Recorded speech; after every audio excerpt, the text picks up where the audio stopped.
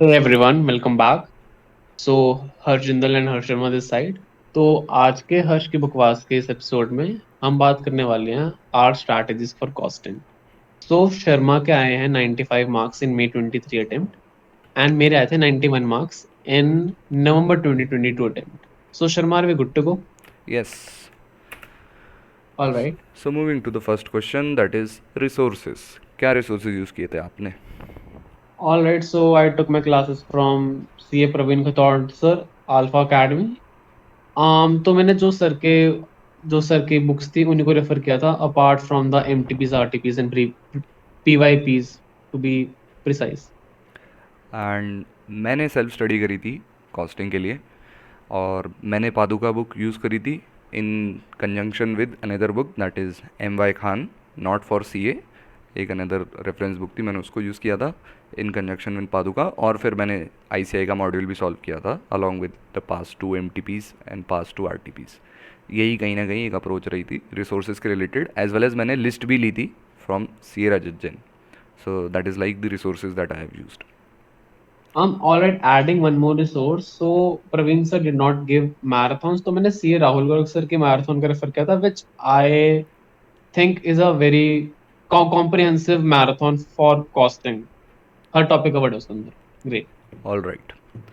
So moving to study period, तो आपका क्या स्टडी पीरियड था रिगार्डिंग क्लासेस? तो एक रेगुलर बैच में कितना समय लग जाता है? रेगुलर बैच में देखो, मैंने अपनी मार्च में शुरू की थी अपनी कॉस्टिंग की क्लासेस, और मेरा सिलेबस ऑलमोस्ट जून के एंड तक हो गया, सॉरी जुलाई के एंड तक हो गया था। सो 4 मंथ्स में हो जानी चाहिए क्लासेस, मतलब 4 months should be the max period. And बाकी लास्ट के 3 महीने मैंने अपनी फिर रिविजन करी थी। ओके। तो सिंस मेरा कहीं ना कहीं बैकग्राउंड रहा ए सी सी ए में कॉस्टिंग पढ़ने का, तो मेरा स्टडी पीरियड बहुत कट डाउन हो गया था इसके चक्कर में। तो मैंने दिसंबर 22 में पढ़ना चालू किया था पादुका से, और दिसंबर 22 में ही मेरे करीब सर्विस कॉस्टिंग तक, दैट इज़ लाइक 3 चैप्टर छोड़ के बाकी पूरी कॉस्टिंग खत्म हो गई थी। That is standard costing, budgetary and marginal, ये 3 चैप्टर छोड़ के मेरा दिसंबर में ही खत्म हो गया था कॉस्टिंग। और वो 3 चैप्टर मैंने मार्च में करे थे, since I wanted to start newer subjects. तो मैं कॉस्टिंग से थोड़ा बोर हो गया था एक महीने में, तो मैं दूसरे सब्जेक्ट्स करने लगा था। फिर मैंने मार्च में कंप्लीट करके रिवीजन किया। तो स्टडी पीरियड कहीं ना कहीं अगर मैं बोलूँ तो it would be around 35 to 40 days कहीं ना कहीं लगेगा मोटा मोटा, आप अगर इकट्ठा बैठ के पढ़ते हो पादुका से। सो दिस इज़ लाइक, मैं बहुत तेज़ी से पढ़ता हूँ, मैं एक क्लास बेस्ड पैटर्न कभी फॉलो नहीं किया, ये सेल्फ स्टडी बेस है, तो don't take it as a bench mark.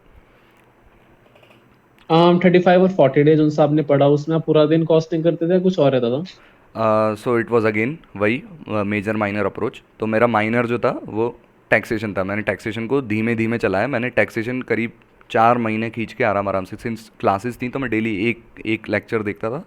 So that was taxation alternate था मेरा माइनर, और मेजर मेरा कॉस्टिंग था। तो मेजोरिटी ऑफ द टाइम मैं कॉस्टिंग सॉल्व करता था, since it was a subject जिसमें सॉल्व करना ज़्यादा पड़ता था। तो मैं क्वेश्चन सॉल्विंग में ज़्यादा टाइम लगाता था। So around 6 to 8 hours costing पढ़ते थे, एंड 3 to 4 आवर्स हम टैक्सेशंस पढ़ते थे। गॉटचा। ओके।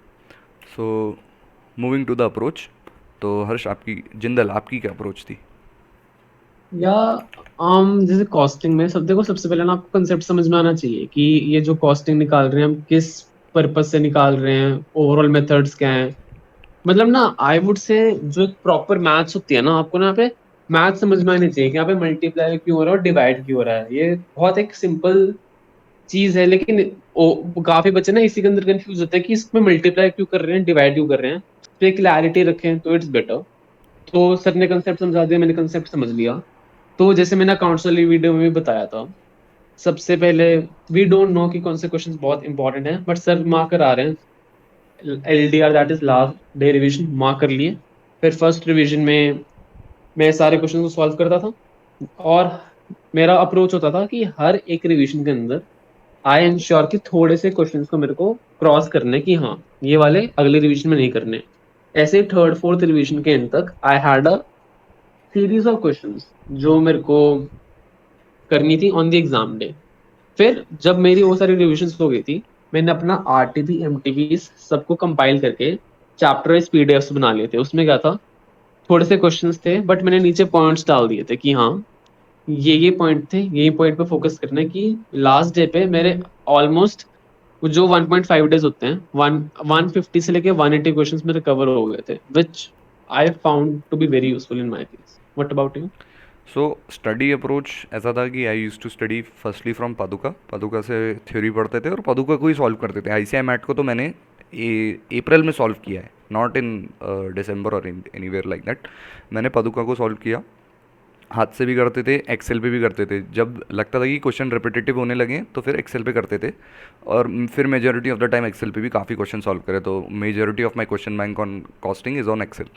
तो पादुका से सॉल्व करते थे। And when I have to study more, कि मेरे को कोई टॉपिक के अंदर और इंसाइट चाहिए और समझना है, तो then I use to refer to M Y Khan करके एक और रेफरेंस बुक है, तो मैं उसको रीड करता था। आई did not solve that book, क्योंकि वो सीए के लिए बनी ही नहीं है। पहली बात तो वो सिर्फ उसमें थ्योरी थ्योरी बहुत अच्छे से समझाई गई, तो थ्योरी के लिए और एक्स्ट्रा नॉलेज के लिए वो बुक को पढ़ता था। तो कहीं ना कहीं ऐसे कंजंक्शन में ये अप्रोच थी। कोई ऐसे नोट्स नहीं बनाए खास, कोई ऐसा नोट मेकिंग नहीं करी कि ये टॉपिक्स हैं या ये थ्योरी है, उसकी हैंड रिटन नोट्स नहीं बनाए। सिंस पादुका के अंदर एक रेडी रेफरेंसर टाइप का एक सेक्शन रहता है जिसके अंदर आपको फार्मूलेज और थोड़ी बहुत थ्योरी पहले से दी रहती है, तो मैं उस पर ही रिलाई कर रहा था। And that I also used in my last day revision as well. तो हर एग्ज़ाम के भी पहले और एग्ज़ाम के डे बिफोर एग्ज़ाम करीब 3-4 बार वो रेडी रेफरेंसर सेक्शन को मैंने गो थ्रू कर लिया था, ताकि मेरे को फार्मूलेज रिफ्रेश रहे अपने दिमाग के अंदर। And regarding revision, revisionary phase में मैंने क्या किया था, मैंने एक हफ्ता लिया और पूरी आईसीआई की बोथ मॉड्यूल्स को सॉल्व किया। दैट वाज माय रिवीजन, कि मेरे को एक आईसीआई मॉड्यूल को कवर करना है, क्योंकि मैं पादुका कर चुका था। And regarding last day revision, तो कहीं ना कहीं लिस्ट वाला जो फैक्टर था, कि मैंने एक लिस्ट ले रखी थी, उसको मैंने रिवाइज़ किया अलॉन्ग विद पादुका के जो रेडी रेफरेंसर टाइप का एरिया जो है उसके साथ। लिस्ट को सॉल्व किया और इसको याद ये रेडी रेफरेंसर को रेफर किया। This was the last day revision approach. और कहीं ना कहीं costing is more about understanding how costing really works, how costing systems work. आपको कॉस्ट शीट का बिल्कुल प्रॉपर फॉर्मेट याद रहना चाहिए, और कॉस्ट शीट जो है वही पूरी जननी है पूरे, मैं तो कहूँगा पूरा का पूरा कॉस्टिंग कॉस्ट शीट से ही चालू होता है, कॉस्ट शीट पे ही आके ख़त्म होता है। कहीं ना कहीं मेरे को ऐसा अग्री। लगता है। तो कॉस्ट शीट पे जितनी अच्छी आपकी पकड़ रहेगी वो बेटर रहेगा। एंड सेकेंडली आपकी जो नॉलेज है बाकी अबाउट बिजनेसेस और normally about general micro economics, कहीं ना कहीं मैं कहूँगा माइक्रो इकोनॉमिक्स की कितनी अच्छी नॉलेज है आपको, वो कॉस्टिंग के अंदर थोड़ी सी हेल्पफुल रहेगी। आपको कॉस्ट को समझने में वो हेल्प करती है। और there is nothing else to the approach. Approach बहुत सिंपल सी है, आपको concept and then you have to solve a lot, क्योंकि कॉस्टिंग में क्वेश्चंस बहुत वैरायटी के बनते हैं। Agreed again. So should be move to the next question? Yeah sure. Okay, so tips. So some tips that you would suggest, Harsh Jindal. यार tips की बात कर रहे हैं, थोड़ा सा ना प्रेजेंटेशन की बात करते हैं, ठीक सो है? टिप्स टिप्स हमने विल बी, जैसे टिप्स हमने के अंदर ही प्रेजेंटेशन आ जाएगा आई वुड से। हाँ ठीक है। तो देखो, हमने इसके ऊपर अकाउंट्स वाली वीडियो में बहुत कॉम्प्रिहेंसिवली बात करी है, ठीक है? इसके अंदर देखो, यहाँ पे एडवांस्ड अकाउंट्स अकाउंट्स की तरह कोई स्पेसिफाइड फॉर्मेट्स नहीं है, सिर्फ कॉस्ट शीट का स्पेसिफाइड फॉर्मेट है। To solve one question there can be 10 different formats, ठीक है? और आईसीआई नहीं कहता कि आप हमने जो फॉर्मेट बनाया है आप उस फॉर्मेट की तरह बनाओ। इसके ऊपर I will write a detailed post जिसमें मैं 3 या 4 डिफरेंट आंसर शीट्स दिखा दूंगा अलग अलग बंदों के, बट आईसीआई इनको फुल मार्क्स दिए हैं बिकॉज उनको क्या चाहिए था, द फाइनल आंसर, कि जो वो क्या क्या एक्सपेक्ट करते हैं। अगर आप वो शो कर पा रहे हो you will get the marks. So presentation में ये वाली बात थी। सो अगर कोई टीचर आपको किसी और मेथड से करा रहा है एंड यू सी आपका फ्रेंड कोई और मेथड से कर रहा है, लेट इट बी यू। आपके दिमाग में बस ये क्लियर होना चाहिए कि मेरा प्लस माइनस क्या चल रहा है, अगेन जैसे मैंने पहले मेंशन किया था, मल्टीप्लाई डिवाइड क्या हो रहा है। अगर ये चेन क्लियर है ना, प्रेजेंटेशन आपकी खुद हो जाएगी। ऑफ कोर्स प्रेजेंटेशन को आप अपने मॉक टेस्ट पेपर्स और अलग से भी उस पर फोकस करके रखना, बट जस्ट मेक श्योर कि आपके मन के अंदर चीजें क्लियर है कि आपको करना क्या है। अगर आपको ये होगा ना, presentation will automatically follow. That is my view. What do you think? Presentation के of course there are different formats, and it goes back to the accounting paper as well. कहीं ना कहीं मैं कहूँगा कि there is no hard and fast rule costing के अंदर भी रिगार्डिंग फॉर्मेट्स। जो चीज़ का फॉर्मेट है, लेट से आपको कॉस्ट वाले जो अकाउंट्स जो बनते हैं, इंटीग्रल नॉन इंटीग्रल अकाउंट्स, भाई उसमें तो आपको अकाउंट्स वाला फॉर्मेट ही बनाना पड़ेगा, उधर आप कुछ नहीं कर सकते। बट आपको नॉर्मली अगर कॉस्ट शीट के बियॉन्ड कुछ चीज़ें बनानी है, तो वहाँ पे आप फॉर्मेट से डिविएट कर सकते हो। जैसे स्टैंडर्ड कॉस्टिंग है, स्टैंडर्ड कॉस्टिंग में फॉर्मूले होते हैं but there are no formats. आप फॉर्मेट यूज़ कर सकते हो, जो टेबल वाला वे जो है प्रेजेंटेशन का फॉर वेरिएंसेस, बहुत इजी अप्रोच है वो। And why not follow that, मैं तो वही फॉलो किया अपने पूरे प्रिपरेशन के अंदर। सो that is like the simple way कि आप कोई भी फॉर्मेट यूज़ कर सकते हो। एंड सिंस अगर बात करी जाए प्रेजेंटेशन की, मैं May 23 अटेम्प्ट दिया हूँ, और उसमें सारे क्वेश्चन न्यू टाइप के थे, कहीं ना कहीं सारे के सारे अनसीन क्वेश्चंस थे, नए क्वेश्चंस थे। तो मैं वहाँ पे कौन सा फॉर्मेट बना के आया मेरे को नहीं याद, और ना मेरे को कोई स्टैंडर्ड फॉर्मेट्स याद हैं अब उस चीज़ के, but I still got the marks, क्योंकि कहीं ना कहीं कहना चाहिए आंसर कैलकुलेशन सही आए हैं तो उसके मार्क्स मिल रहे हैं, फॉर्मेट के मार्क्स नहीं मिल रहे हैं। And I would like to repeat again, आप सजा सजा के ज़ीरो लिख दोगे तो मार्क्स भी ज़ीरो ही मिलेगा, बट अगर सजाए बिना अगर सही आंसर लिख दोगे तो कुछ तो मार्क्स मिल जाएगा। तो fetch marks and not this presentation वाले मार्क्स को अपना पहले अपनी कैलकुलेशंस पे ज़्यादा ध्यान देना फोकस करो, फिर ये कैल प्रेजेंटेशन वाले मार्क्स को फेच किया जा सकता है। That's what I would suggest. See, हाँ। और पता है जैसे हम एग्जाम सॉल्व कर रहे हैं, यार एग्जामिनर जो फॉर्मेट्स है ना, वो आपकी कन्वीनियंस के लिए है। जैसे स्टैंडर्ड कॉस्टिंग की बात करें, अगर आप फॉर्मेट बना लेते हो, आपको बार बार नीचे कैलकुलेशंस नहीं करती, तो आपकी कन्वीनियंस के लिए है। बट उनसे आप इतना सा स्टक मत हो जाओ कि आप बस यही देख रहे हो कि एग्जाम से पहले कि फॉर्मेट क्या था इस चीज का। Don't do that, focus more on calculations as we have said. या और लेकिन अगर आपको कोई टॉपिक है, जैसे again I would say budgetary या फिर स्टैंडर्ड कॉस्टिंग, ये ऐसे टॉपिक्स हैं जहाँ पे आपको फॉर्मेट्स याद करने का ना थोड़ा सा एक एज मिलेगा, क्योंकि इधर फॉर्मेट अगर याद है तो आंसर जल्दी निकल के आता है। That is the truth. तो कहीं ना कहीं फॉर्मेट का एडवांटेज ऐसे टॉपिक्स में दिखता है, जैसे कि अगर मैं बोलूँ जो आपका एब्जॉर्प्शन कॉस्टिंग है, जब उसमें डिपार्टमेंट वाइज एब्जॉर्प्शन करते हो तो वहाँ पे आपको थोड़ा सा फॉर्मेट याद रखना पड़ेगा। एबीसी कॉस्टिंग है, उसमें भी एक गिवन फॉर्मेट है जो कि आपको याद रखना पड़ेगा कि आप कैसे डिपार्टमेंट्स को या फिर कंपोनेंट्स जो भी कॉस्ट ड्राइवर्स और कॉस्ट पूल्स हैं उनको कैसे लिखोगे और कैसे निकालोगे रेट को। तो ये सब थोड़ी थोड़ी चीज़ें हैं जो आपको याद हो जाएंगी, बट इतना एम्फेसाइज नहीं करना चाहिए प्रेजेंटेशन के ऊपर। आई वुड हाईली सजेस्ट कि आप पहले अपने कंसेप्ट को क्लियर रखो। फैला फैला के आप बड़ा बड़ा भी लिख दोगे आंसर तो भी वो आंसर तो आंसर ही रहेगा, थोड़ा कंसाइज नहीं रहेगा। लेकिन एग्जामिनर कहीं ना कहीं चेक तो करेगा ना, आपका पेपर थोड़ी ना फेंक देगा कि नहीं नहीं इसने तो भाई मेरे फॉर्मेट से नहीं किया है, मैं चेक नहीं करूँगा। होता है कभी कभी वो कॉपीज़ दिखती हैं, लेकिन उससे इतना मत डरो कि सिर्फ उस पर ही फोकस करते रहो। आपका प्राइमरी कंसर्न यही होना चाहिए कि आपको कंसेप्ट समझ में आ रहा है और आपका आंसर निकल के आ रहा है कि नहीं। यार इसका ना एक बहुत बेटर रूप मैं बता सकता हूँ, देखना। जैसे ना काफी जगह पता है क्या होता है, कि उन्होंने पूछा होता है कि यू टेल अस कि आपका पर यूनिट प्रॉफिट क्या है, ठीक है। और उन्होंने मान लिया कुछ 150 यूनिट्स का डेटा दे रखा है। तो काफी टीचर्स विल सजेस्ट कि आप अपना cost of materials, direct expenses figures आप दे रखे हैं, आप ना साथ साथ पर यूनिट भी निकालते जाओ ऊपर ही। See personally I feel that is arid calculation. मैं नीचे अपनी वो निकालूंगा कि मेरी टोटल कॉस्ट कितनी बनी है, फिर मैं उसको divide by number of units, in the given case 150 से डिवाइड करके पर यूनिट कॉस्ट निकाल दूंगा। मेरे उसमें पूरे नंबर बने हैं, मैंने पर यूनिट बार बार निकालने की झंझट नहीं रखा, because I did not think मेरे पास टाइम था। इफ यू थिंक कि फाइनल आंसर मैच कर रहा है, you can go with it, no disrespect to any teacher, but that is what just I feel. या तो टीचर्स का I don't know because I did not follow any teacher as such.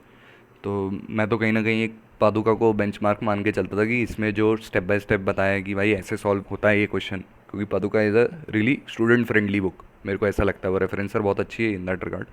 तो मैं उसको follow करता था, और कहीं ना कहीं कंसेप्ट क्लैरिटी की वजह से भी प्रेजेंटेशन थोड़ी ठीक होने लगती है। और जब आप एक्सेल पे सॉल्व करने लगते हो ना चीज़ों को, तो एक्सेल पे सॉल्व करने से अगेन आई वुड से वही एडवांटेज होता है कि आप सेल्स में थिंक करने लगते हो कि भाई मेरे को अगर ये चीज़ को सॉल्व करना है तो मेरे को कितने कॉलम चाहिए, कितनी रो चाहिए, मेरे को कहाँ पे क्या एंटर करता जाऊँगा तो आंसर आता जाएगा। तो वो एक्सेल वाली जो सोच है, जो अप्रोच है, वो कहीं ना कहीं हेल्प करती है आपको फॉर्मेट्स को खुद से बनाने में। और एक प्रेजेंटेबल फॉर्मेट तो आप अलग अलग हो सकते हैं, ज़रूरी नहीं है कि जो स्टैंडर्ड फॉर्मेट है वही सबसे प्रेजेंटेबल है, there could be better ways. So that is like the simple discussion on presentation.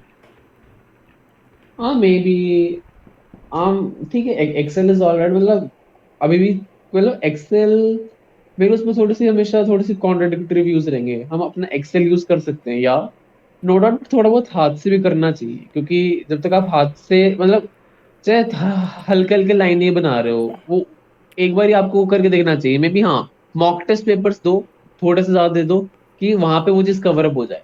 But हाँ, अग्रीड विद यू कि एक्सेल आपके फेवर में काम कर सकता है, जब तक आप उसको अपने फेवर में काम करा रहे हो।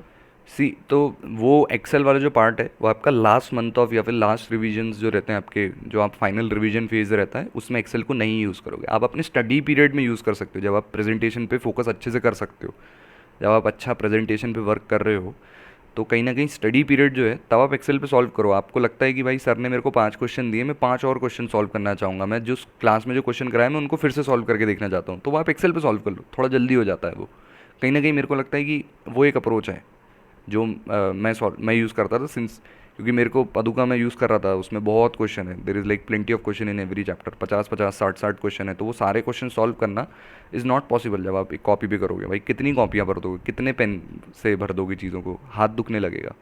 तो मैंने तो कॉस्ट की सिर्फ एक ही कॉपी भरी थी इन टोटलिटी, क्योंकि मैंने आईसीआई मॉड्यूल को जब सॉल्व किया था अपने फाइनल रिवीजन में, तो वो मैंने हाथ से सॉल्व करी थी मेजरली।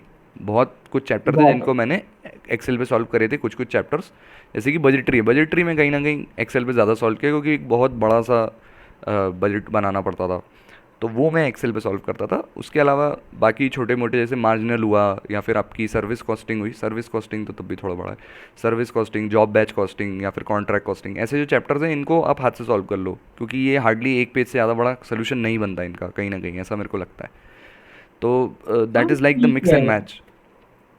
हाँ बढ़िया। तो आई गेस ठीक है, you have given your views, I given my views, audience is smart enough, वो खुद फिगर आउट कर लेगी, जो वो कर रहा है वो कर रहा है। या परफेक्ट। या और कोई do tips you have like any tips this? From your side? मेरी दिस साइड से तो यही था। this was on presentation and all, but कुछ tips like what do you suggest कि how should one go around costing, कैसे आप costing को approach कर सकते हो in these last 3 months? In these last 3 months यार, सिंपली मेरा जो हमेशा यही है कि RTPs MTPs are all good, but make sure that you are covering all, not the last 3 4, all PYPs. या बिकॉज मेरे लिए जो वो मटेरियल है ना, वो सबसे प्राइम मटेरियल है वो जानने के लिए कि ICI दे क्या रहा है। क्योंकि उन चीजों ने मेरी मेंटल क्लैरिटी बढ़िया करी थी, मेरे एक्सपेक्टेशन लेके पेपर किस टाइप का दे सकता है। और any tips from your side? So tip regarding the same, मेरा सजेशन ये रहेगा कि भाई आप आईसीआई के बोर्ड ऑफ स्टडीज़ पे जाओ, वहाँ पे क्वेश्चन पेपर को निकाल के सॉल्व करो, तो वो अप्रोच जो है वो बिल्कुल सही है। I use this mostly in FM में, मैंने बहुत किया था एफएम और एडवांस अकाउंट्स में बहुत की थी मैंने ये चीज़। ग्रुप वन में कहीं ना कहीं मैं इस चीज़ को नहीं यूज़ किया उतना ज़्यादा, बट ये जो अप्रोच है कि आप क्वेश्चन पेपर खोल के डायरेक्टली सॉल्व कर रहे हो, वो आपको कॉन्फिडेंस बहुत देता है, क्योंकि आप एग्जाम क्वेश्चन सॉल्व कर रहे हो, not some revisionary test paper और mock test paper. And regarding mock test आप दो, आपको आपको एटलीस्ट एक तो फुल मॉक टेस्ट देना ही चाहिए, क्योंकि कॉस्टिंग का पेपर थोड़ा सा लेंदी साइड पे आता है, आपको उसको फिनिश करना है, जितना आप अटैम्प्ट करोगे उतनी ज़्यादा आपके मार्क्स स्कोर करने की चांसेस रहेगा, because every question not attempted is just zero, आप उसको समझ लो। अग्रीड। अग्रीड। और कुछ नहीं आता तो आप भाई फार्मूला लिख के आओ, कुछ भर के आओ, कुछ तो मतलब फिगर्स हैं, आप फिगर्स को ही कुछ मल्टीप्लाई डिवाइड अपने फार्मूला जो आता है उसको डाल के आओ, so at least you have some chance at fetching some marks. But अगर आप कुछ भी नहीं लिख के आओगे तो आपको कुछ भी नहीं मिलेगा, that is the only thing. और थोड़ा सा एक अगर मैं अप्रोच बोलूँ कि आप क्वेश्चन सिलेक्शन क्या रहना चाहिए आपका कॉस्टिंग के अंदर, always start with what you are confident in, आपको जिस क्वेश्चन में सबसे ज़्यादा कॉन्फिडेंस है आप उस पे से चालू करो, क्योंकि costing is all about confidence. कहीं ना कहीं आपको जहाँ आपके कॉन्सेप्ट्स आपको लग रहा है कि आप इस क्वेश्चन में श्योर शॉर्ट हो कि आपका आंसर निकल आएगा, आप उस क्वेश्चन से चालू करो, क्योंकि कॉस्टिंग का पेपर कभी कभी इंटिमिडेटिंग बन सकता है, it's similar to tax, tax की तरह है, पेपर बहुत खतरनाक दिख सकता है, तो थोड़ा यार सा approach. Sharma, hmm. One question, do you think that theory is important? मैंने पर्सनली थ्योरी जो पढ़ी थी वो कंसेप्चुअली पढ़ी थी, ऐसे वर्ड टू वर्ड मैं नहीं रट पाया था चीज़ें, सिंस थ्योरी बहुत है कॉस्टिंग के अंदर honestly, and they ask it for 20 marks, कहीं ना कहीं 20 मार्क के लिए थ्योरी पूछते हैं, और कभी कभी बदमाशी चलती है तो वो जो ऑप्शनल क्वेश्चन के अलावा जो मैंडेटरी क्वेश्चन है उसके अंदर भी एक क्वेश्चन फंसा देंगे थ्योरी का, तो ये बदमाशी भी चलती है कभी कभी आईसीआई की। बट जो मेरा कहना है वो ये है कि मैंने तो थ्योरी स्किप करी थी, ऑनेस्टली स्पीकिंग मैं थ्योरी पढ़ता ज़रूर था बिफोर स्टडिंग ए चैप्टर, थ्योरी पूरी पढ़ता था पादुका से, बट उसको कभी याद नहीं करता था, उसको सिर्फ समझने के लिए पढ़ता था कि भाई ये बात क्या चल रही है, ये जैसे अगर बात करें एबीसी कॉस्टिंग है तो एबीसी कॉस्टिंग के यूजेज कहाँ पे है, एडवांटेज क्या है, डिसएडवांटेज क्या है, कैसे एडवांटेज और कैसे डिसएडवांटेज है, ये सब चीज़ें समझने के लिए अच्छी है। सिमिलरली जब मैं जो दूसरी मैं रेफरेंस बुक यूज़ करता था एम वाई खान, उसमें भी मैं थ्योरेटिकल चीज़ें ही पढ़ता था, बट पढ़ता था तो उससे मेरे को आइडिया ग्रिप बनता था कि कंसेप्ट क्या है, कंसेप्ट समझना बहुत इंपॉर्टेंट था at that point, and not theory. Theory आएगा तो भाई मन से लिख दूंगा मैं, इतना डिफिकल्ट नहीं होगा भाई, मार्क्स भले ही नहीं मिलेगा, कुछ लिख के तो आऊँगा ना, बट बेस्ट केस तो ये है कि आप प्रैक्टिकल अटेम्प्ट करो, क्योंकि प्रैक्टिकल अटेम्प्ट करने में आपके मार्क्स स्कोर करने के चांस ज़्यादा होते हैं। थ्योरी में there is always scope to cut your marks, but practical सी में मेरा स्कोप ना, थोड़ा कम रहता है। जैसे थ्योरी था, देख मैंने तो थ्योरी छुई नहीं थी, मेरा ना सिर्फ सिंपल अप्रोच पता ही क्या था। See first of all you never know from where the theory is going to be asked, ठीक है। पीपल से कि पिछले अटेम्प्ट से काफी थ्योरी आती है, बट मेरा इसमें सिंपल मैथ ये था कि 20 में से 20 तो बहुत मुश्किल है। ठीक या है, मेरी आवाज आ रही है ना? या ठीक है, 20 में से 20 तो बहुत मुश्किल है। तो अगर मैं प्रैक्टिकल क्वेश्चंस में, मेरे को ये लग रहा है कि 20 में से मेरे 10-12 नंबर आ रहे हैं, then that still a win, अगर वर्स्ट के सिनेरियो हो गया है, और मेरा थ्योरी में एफर्ट नहीं जाएगा फिर। That was my call theory के लिए। या थ्योरी के लिए कहीं ना कहीं कुछ ऐसे टाइप्स के चैप्टर हैं जिन पे ज़्यादा एम्फेसिस करता है इसे। एम्प्लॉय कॉस्टिंग, मटेरियल कॉस्टिंग हुआ, या फिर आपका एबीसी वाली कॉस्टिंग हुई, स्टैंडर्ड कॉस्टिंग, बजटरी, मार्जिनल, इनसे थोड़े से ज़्यादा क्वेश्चन आते हैं थ्योरी के, rather than other other chapters. जैसे छोटे चैप्टर जो हैं, जॉब बैच कॉस्टिंग या फिर आपका इंटीग्रल नॉन इंटीग्रल अकाउंट्स, इनसे उतने क्वेश्चंस नहीं पूछता वो थ्योरेटिकल वाले। कॉस्ट शीट से कभी थ्योरी अरे क्वेश्चन यार, नहीं आएगा।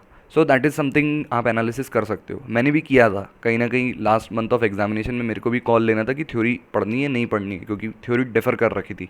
बट थोड़ा एनालिसिस करने के बाद मेरे को भी ये समझ में आया कि there is not much reward in doing theory. ऐसा मतलब बिल्कुल रट रट के, क्योंकि ऑलरेडी आप टैक्स में रट रहे हो रेट्स को, प्रोविजंस को, लॉ में रट रहे हो प्रोविजंस को, रेट्स को, अकाउंटिंग और कॉस्ट में कितना ही रटेंगे भाई। फार्मूले तो याद कर ही लिए, फार्मूले समझ लिए, याद कर लिए, फॉर्मेट्स जो थे, कुछ फॉर्मेट्स जो याद रखने थे वो याद रखें, जो नहीं याद रखने वो नहीं रखे। कुछ ना कुछ चीज़ें आपको, कितना आप दिमाग में स्टोर कर पाओगे। तो theory is a call that you have to take. अगर आपकी सपोज़ आपका प्रैक्टिकल उतना स्ट्रांग नहीं है, आप थ्योरी थ्योरी आप ज़्यादा बेहतर याद कर पाते हो, या फिर आपको कॉस्टिंग में प्रैक्टिकल में ज़्यादा दिक्कत आती है, तो आप थ्योरी वाला ले सकते हो ऑप्शन। सिंस 10 मार्क तो स्कोर होंगे अगर आपको श्योर शॉट लगता है। तो that is like the one way. आप थोड़ा एनालिसिस करके आप समझ सकते हो कि आपका क्या पार्ट आपको लगता है इट्स वर्थ इन्वेस्टिंग टाइम, या फिर आप थोड़ा ज़्यादा इंप्रूव कर सकते हो अपने प्रैक्टिकल पार्ट पे। So okay. That is the call you have to take. Perfect perfect, हाँ देखो, हाँ मैंने कह दिया, मेरे टिप्स हो गए, बट एक ना लास्ट चीज थी। तो अभी एक बंदे से बात हो रही थी, ठीक है। ही वाज लाइक कि ना मेरे को कंसेप्ट आते हैं, बट ना मेरा ना पेपर छूट रहा है। तो यार देखो, जो हमने ये बात करी कि हम कैलकुलेटर्स पे कर रहे थे, रफ में कर रहे थे, इफ यू थिंक कि पेपर छूट रहा है ना, उसमें फिर वो प्रॉपर प्रेजेंटेशन के साथ करने के अलावा आपके पास ना कोई चारा नहीं है। तो इफ यू फील कि आपका पेपर छूट रहा है, देन यार ठीक है, get your concept correct, then work presentation के ऊपर बहुत ज्यादा। उसका बेस्ट भी होगा, मॉक टेस्ट पेपर्स देते रहो जितने दे सकते हो, आपकी ओवरऑल स्पीड खुद बढ़ जाएगी। प्रेफरेबली 3 घंटे वाले दो, क्योंकि आपको फिर समझ में आएगा कि आपका एग्जाम में वो कैसे रहेगा, स्ट्रैटेजी कैसे रहेगी एग्जाम अटेम्प्ट करने की। That is the only thing, speed बढ़ाने के लिए, that I can say for now. Speed बढ़ाने के लिए तो of course that is the only way, आपको प्रैक्टिस करना पड़ेगा, और practice on a longer time span. That's what I would suggest. आपको ना थोड़ा लंबे देर बैठ के, 3 आवर, 3.5 घंटा, 4 घंटे के स्पैन पे बैठ के डायरेक्टली लिख लिख के प्रैक्टिस करनी पड़ेगी। आप अगर एक क्वेश्चन सॉल्व करने के बाद ब्रेक लेते हो, तो ऑफ कोर्स आपका हाथ वो स्ट्रेस को रिलीव कर लेता है, बट आप एग्जामिनेशन में वो ब्रेक नहीं ले सकते, आपको वो कॉन्स्टेंटली लिखना है। तो वो आपको वो जो दर्द है कलाई का, वो सहन करते हुए 3-3 घंटे लिखने की आदत डालनी पड़ेगी, अदरवाइज़ आपका पेपर छूट सकता है। सो दैट इज़ दी वे, आपको लॉन्गर टाइम स्पैन पे लिखने की प्रैक्टिस करनी पड़ेगी, and it will help you across exams. ये एक एग्ज़ाम के लिए नहीं करनी है आपको, ये एग्ज़ाम, ये आप लॉ की भी अगर तैयारी कर रहे हो, या फिर अकाउंट्स की कर रहे हो, टैक्स की कर रहे हो, किसी की भी कर रहे हो, आप अगर ये राइटिंग प्रैक्टिस करके अपनी राइटिंग स्पीड इंप्रूव कर रहे हो, तो आपको सारे एग्ज़ाम्स में बेनिफिट करेगी। It's a skill that will help you across exams, not just costing. तो ये एक टिप है जो कि आपको through out C inter follow कर लेनी चाहिए। Perfect, perfect. So, do you have anything else to cover or any other tips from your side? I think the last tip I would से इज़, भाई कोई भी चैप्टर मत छोड़ो। That is like costing में बहुत सिंपल सा एक रूल है भाई। क्योंकि कभी कभी कोई चैप्टर 5 मार्क का भी आता है, पूछते भी नहीं है, और फिर कभी कभी वो पूरा 10 मार्क का, 15 मार्क का भी आ सकता है। तो और पहली बात तो ये भी है कि जो कॉस्टिंग में जो शुरुआत का पहला क्वेश्चन आता है कंपलसरी, उसमें कोई सेट नंबर ऑफ चैप्टर्स से नहीं पूछता, वो कोई भी चैप्टर से कंपलसरी क्वेश्चन पूछ सकता है out of any I of the will tell 15। you. my experience. So I had left service costing. Oh Not proud of it. दोबारा ओहो दोबारा पढ़नी पड़ेगी ये कॉलेज, ठीक ओहो है। क्या हुआ? अच्छा चैप्टर है बट ठीक है। हाँ, तो पता क्या हुआ भाई, मेरे अटेम्प्ट में पेपर में ना उसमें से 5 नंबर का आया, और पता नहीं नॉर्मल मैथ से वो हो गया। बट हाँ भाई, मेरा लक अच्छा था, लेकिन जिसका लक खराब होगा ना, उसके साथ ना एडवांस्ड अकाउंट जैसे बनेगी, इस बार कंसोलिडेशन 30 नंबर का आया था, पता। या आई नो, देखा था मैंने तो पेपर। अगर लक खराब होगा, यू नेवर नो ऐसे आपके साथ क्या कर दे। सो या so guys, don't leave any chapter, don't be like me. हाँ, तो चैप्टर मत छोड़ो क्योंकि कंपलसरी क्वेश्चन में कुछ भी आ सकता है। और आपको ये तो मालूम है 6 क्वेश्चन तो थ्योरी आने वाला है। तो आप अगर हम्म। प्रैक्टिकल पे गैम्बल कर रहे हो किसी चैप्टर को छोड़ के, तो you are just losing marks, सीधी बात है। And it could be 5, it could be 0, it could be 15। That is the range of marks. एक क्वेश्चन कितना वेरी कर सकता है। So I I guess that is it for costing. Yeah do we have a disclaimer PPT के अंदर? PPT के अंदर disclaimer नहीं है। डिस्क्लेमर तो अभी मुंह से ही बोल देते हैं। डिस्क्लेमर यही है भाई, अगर आपकी राइटिंग स्पीड अच्छी है तो ही एक्सेल वाली टिप को फॉलो करें। कहीं ना कहीं आपको अपने कंसेप्ट पे ज़्यादा फोकस करना चाहिए in the very first reading और very first like study period. और फिर आप कहीं ना कहीं क्वेश्चन प्रैक्टिस पे ज़्यादा फोकस कर सकते हो in your revisionary phase. That is that is like the disclaimer I would से।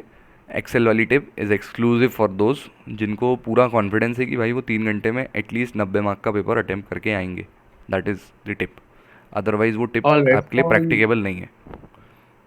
from my side, I would just say if you think that something works for you, it works for you. और अगर आप किसी से disagree कर रहे हो, like हर्ष ने पहले कहा था कि उसके लिए you should have a solid reason. अगर आपके पास एक सॉलिड बैक है किसी चीज को डिसएग्री करने के लिए, then go ahead. We just wish you all the best for your exams in May, in November 23। या और अगर ये एग्ज़ाम में पास होते हो और खुदा ना खास्ता आपका ग्रुप रह जाता है तो ये एग्जिम्ट रहेगा। That is the truth. तो कोशिश करो ग्रुप ही निकल जाए, that would be very beneficial. और ग्रुप क्या भाई, पूरा इंटर ही निकल जाए। दैट्स माई बेस्ट विशेस और फॉर एक ऑल और ऑफ चीज यू। ये है ना, you not want to give MCQs cost के या अंदर, बिकॉज यू कॉस्ट नेवर के नो अंदर ये यू क्या करेगा। You don't know what is the assumption underline. तो वही तो। You don't want to face the MCQs.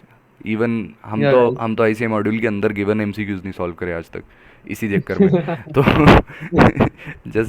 Just on a lighter note, all the best for your exams and all the best, all by the best. Bye. Bye bye.